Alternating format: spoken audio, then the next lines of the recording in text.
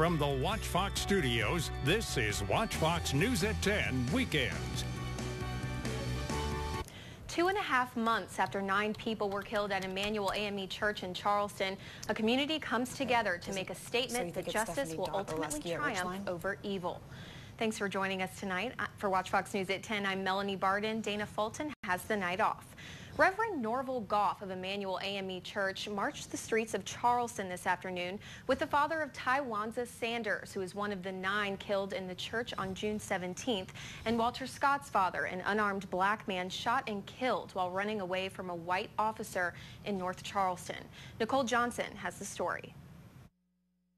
And let us not this march be the end, but the beginning of something that will grow by leaps and bounds. Thousands came together in prayer and in song. I'm gonna stand.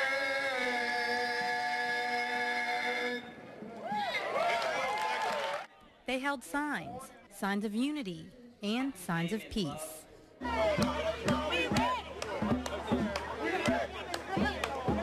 They marched together through downtown Charleston. The supporters were part of the Days of Grace rally. They came together for many reasons. How about we come and support and help our unity? I hope that we can bring peace and harmony with all people. We're marching to help our community get guns out of the hands of the wrong people. I'm hoping that this just goes out all over the world and just show that we was able to come together after such a tragedy. One overall goal of this weekend's Days of Grace event was unity after tragedy. They remembered Walter Scott, a black man shot to death running away from a white police officer in North Charleston. 7, 8, 9. They also stood in honor of the Emmanuel 9, the 9 black church parishioners gunned down by a white man during a Bible study. The victims included the church's own pastor, Reverend Clemente Pinckney, who was also a state senator. Marchers stopped at the shooting scene. I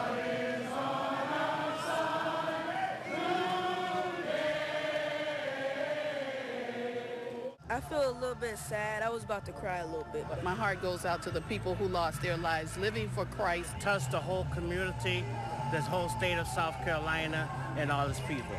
Organizers say more than 60 civic groups came together for the Days of Grace, marching together in support of each other's specific issues. Those include health care, education reform, and labor concerns, as well as the causes near and dear to the late Reverend Pinckney. The groups took those initiatives and just put it down on paper, and then they want to move forward in the things that he believed in as well. South Carolina lawmakers have picked a Columbia artist to paint the portrait of the late Senator Clemente Pinckney that will be placed in the Senate chamber. Pinckney was the pastor of Emmanuel AME Church in Charleston and was one of the 9 people killed in the June 17th shooting. Larry Lebby was the artist selected by a special Senate committee. Lebby has 4 other portraits currently hanging in the State House. He expects the portrait will take him 9 months to complete.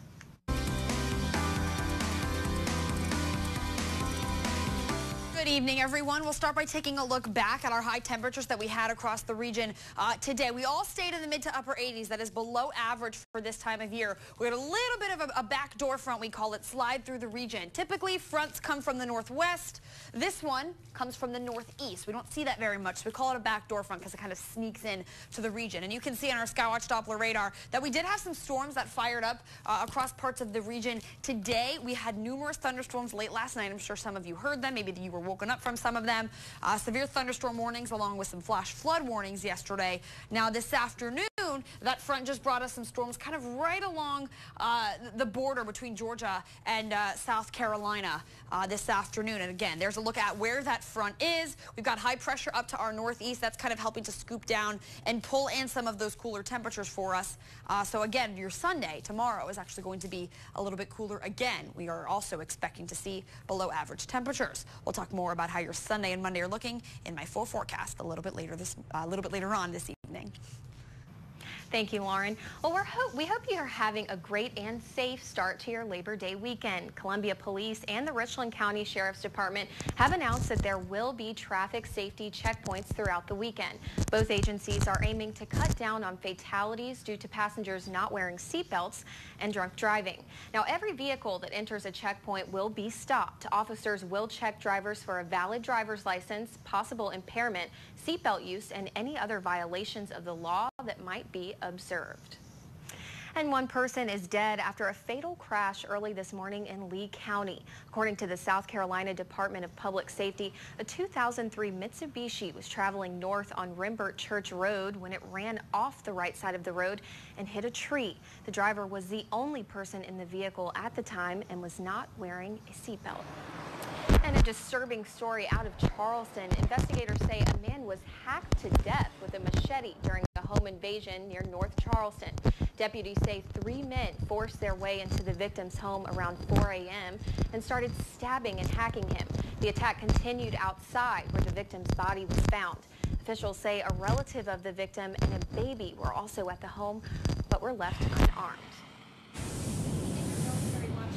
Lieutenant Dan Band performed at Fort Jackson tonight for soldiers, veterans, and their families. Gary Sinise, the actor who plays Lieutenant Dan in Forrest Gump, started the group, and they performed for troops all around the world.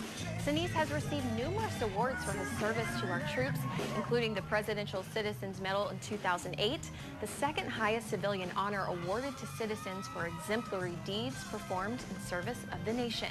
And I didn't even know Gary had a foundation, but I'm certainly going to be learning more about that and maybe contributing to it so that he can continue to do this at other bases and everything. We're just delighted to be here and excited to hear him and the Lieutenant Dan Band. The band aims to educate, inspire, and build communities with their live show. They cover everything from classics to contemporary songs and much more. Well, still to come on Watch Fox News at 10 tonight, find out why South Carolina's Medicaid agency is reviewing dozens of providers for possible fraud. But first, when Watch Fox News at 10 continues, new details are emerging about Hillary Clinton's personal email server, what campaign officials are saying about her privately hiring a State Department staffer. Sunday mornings have a fresh start in D.C. Cheryl Atkinson and a team of journalists bring investigative reporting to a new national audience. With stories that expose the unseen influences of government and special interests. The most fearless half hour of investigative reporting on television. Full Measure with Cheryl Atkinson. Coming to Watch Fox October 4th.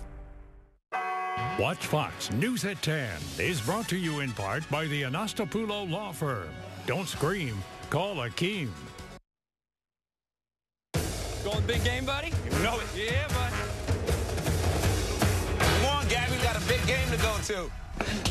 Okay, let's see. Head to Bojangles and grab a big bow box with chicken, biscuits, fixins, and tea. Bojangles, it's bow time. Are your Social Security benefits going up in flames? You've paid into Social Security for years. If you're disabled and can't work, it's time to get your money back. The system can be frustrating and confusing. Mistakes can cost you your Social Security benefits or delay your payments for months. Let us help you get all the money you deserve. My firm fights for injured and disabled people every day. Applying for Social Security? Call George Sink Injury Lawyers now. 1-800-849-SINK. Don't miss the Honda Summer Clearance Event going on now at your local Honda dealer of the Carolinas. It's the top four's last chance to win your vote. If we count your standing ovations on this show, I think we'll be counting all night. So Think You Can Dance, all new, Monday on Fox. King-size mattress. Your Grace, the Throne's finances are a bit stretched. Not to worry. Right now at Rooms To Go, get a king-size mattress for the price of a queen. All the great brands. Of course. Sealy Posturepedic, Soda Perfect Sleeper, Therapeutic, and Beauty Rest Recharge. And with prices starting at just $7.99, you'll have plenty of coin left over. That's king-size savings. A king mattress for the price of a queen. Right now at Rooms To Go. When you're in South Carolina, everybody knows you go to the Riverbank Zoo and Garden. When you're in South Carolina, everybody knows you go visit the Charleston Museum. And everybody knows, when you're hurt in a car wreck in South Carolina, you call Attorney Bill Green's office. I'm Attorney Bill Green. Hurt in a car wreck? Don't settle for less. Call us, lawyers who live right here in South Carolina. We'll work hard to get you the money you deserve for car repairs, medical bills, and pain and suffering.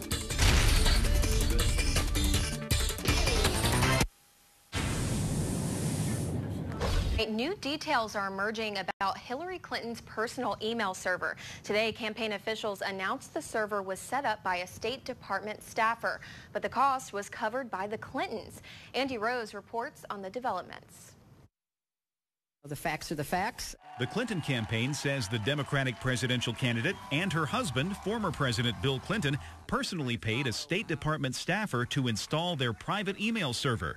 Clinton told reporters in New Hampshire Saturday, "We obviously paid for those services and did so because during a period of time we continued to need his technical assistance." Hillary Clinton used the server to communicate while she was Secretary of State.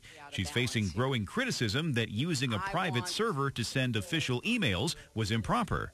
That's something that no reasonable person in government does, particularly in a job where you're dealing with a lot of confidential information. According to Clinton's campaign, Brian Pagliano set up the server under an arrangement that no taxpayer dollars would be used to install it. Pagliano was also retained by the Clintons to manage the system once it was in place. Clinton says she's sorry for all the confusion the arrangement caused. Friday, she told MSNBC, "My personal email use was fully above board. It was allowed by the State Department, as they have confirmed. But in retrospect, it certainly would have been better. I take responsibility. I should have had 2 accounts." Both Congress and the Justice Department are investigating whether classified information was emailed through the server. Clinton's political rivals are using the issue to dig in. In fact, just by reading the kind of information, you know that it has to be classified. I'm Andy Rose reporting.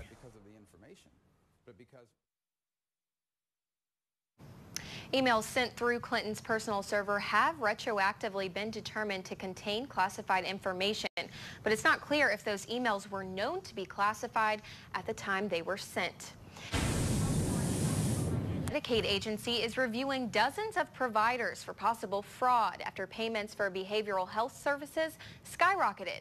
According to the agency, 7 cases so far have been referred to the Attorney General's office for potential prosecution. A review of records suggests providers overbilled on hours and billed for services not given. The problem reportedly comes from doing away with requiring patients to get approval from another agency before receiving treatment for issues ranging from mental illness or drug abuse. Since a new director came aboard last November, the agency has terminated 49 providers' ability to bill Medicaid. And the American Red Cross is urging people to donate blood or platelets this holiday weekend. Eric Garner of the South Carolina Region Red Cross says the area needs to collect about 200 donations over the weekend, especially O negative, B negative, and A negative. Garner says this is a difficult time of year to collect blood because people spend their time with back-to-school planning and end-of-summer activities.